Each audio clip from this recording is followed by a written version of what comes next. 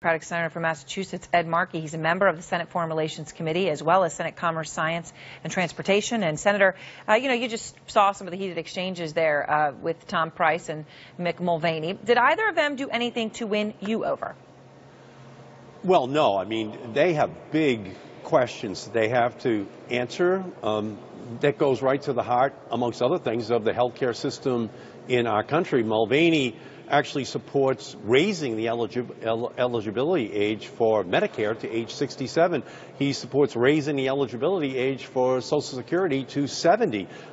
He actually doesn't support raising the debt limit, which would create an incredible fiscal crisis in our country, calling into question the credibility of the United States of America. And he doesn't believe in climate science, which also is something that he's responsible for funding. Meanwhile, Representative Price has no answer for what will happen to people who are now covered by Obamacare. Will Trump care cover them? He still has no answer for it. Yeah. And he wants to privatize Medicare, and he wants to basically gut Medicaid as we know it today, which provides for tens of millions of Americans the coverage they need, including 1.6 million Americans who get coverage for substance abuse treatment. Have you decided then? You're a no vote on both? I am a no vote on both of them. They are not the appropriate people to be running these two critical agencies in the United States. So one specific exchange, though, from Mick Mulvaney's hearing today. One of your colleagues, Senator Markey, forced him to admit that President Obama had a larger inauguration crowd than President Trump. This actually happened today in the hearing. Let me just play the exchange for you. I have behind me two pictures that were taken at about the same time of day in 2009 and 2017.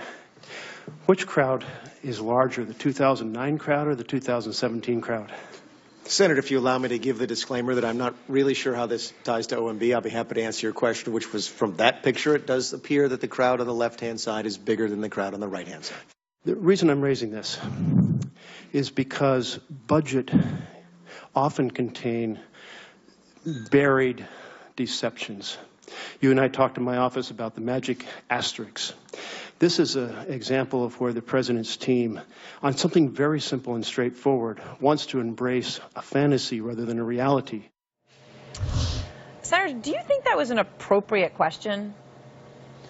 Honestly, it just goes to President Trump's credibility on all issues, including what he's going to do on health care.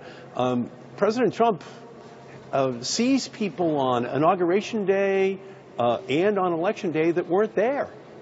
And that's, I think, the concern that ordinary people have. Will they be seen by the president when he puts together a new health care plan? Will they be seen when they are concerned about the rising tides that are hitting the shores where they lived? And so the whole issue here of the president's credibility goes to the quality of people who he is nominating for these posts. And there was a whole series of... I understand. I understand your point. But we all know this is something that matters to the president, this particular issue of crowd size, okay? I think about it, it matters to him. And I guess the question is, was Senator Markey just trying to dig at the president with this setup instead of focusing in on the real issue? You know, is it a little bit of a grandstand? Well, yes and no. I asked Rex Tillerson if he agreed with the president that it would be okay if we had a nuclear arms race with Russia, and he said no, he did not. I asked Scott Pruitt if he agreed with Donald Trump that, in fact, climate change was a Chinese hoax. He said, no, he did not. But those are very relevant to the jobs they're going to host, right? The size of the crowd versus the OMB is what seems to be.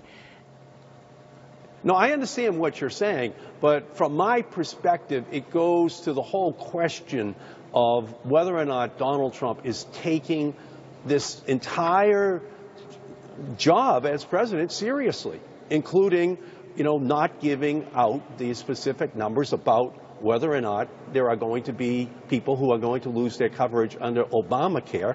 And it fits into a pattern where there is serial hyperbole, exaggeration, non-factual representations made by the President of the United States that then, unfortunately, go to his cabinet nominees to have to deal with, to see whether or not they are actually going to have the integrity to separate themselves from the misrepresentations that are made by the president. Earlier today, he did two very significant things. He delivered on two campaign promises, and one of them, executive actions to advance approval of the Keystone Pipeline, right? Obviously, that was a crucial one. The Obama administration opposed it. You opposed it. It is now, by executive order, going to move ahead. That's what he's trying to do. What are you going to do about that? Well, we are going to try to find a legislative way to continue to block it as Democrats. What his decision today does is it puts in motion a process by which the dirtiest oil in the world, coming from Canada, goes through a pipeline like a straw through the United States down to the Gulf of Mexico, where it's going to be put on ships and exported around the world, even though we still import 3.5 million barrels of oil from OPEC on a daily basis, from Iraq, from Saudi Arabia. So of course we don't need to. We produce enough of it on our own now, but... No, we do not. We import 3.5 million barrels of oil a day from OPEC, even as we export young American men and women in uniform to go over and protect those tanker ships from coming in from the Middle East. We should not be exporting this oil. If he's going to build a pipeline, he can't say build it in America and at the same time accept a big oil agenda which says we're going to export it out of America. He cannot have it in both ways. If he wants to say I'm going to have energy independence in America, which he's saying, this oil should not be exported. That's the agenda of his big oil all-star team that he has put together in his cabinet. All right, Senator Markey, thank you very much. I appreciate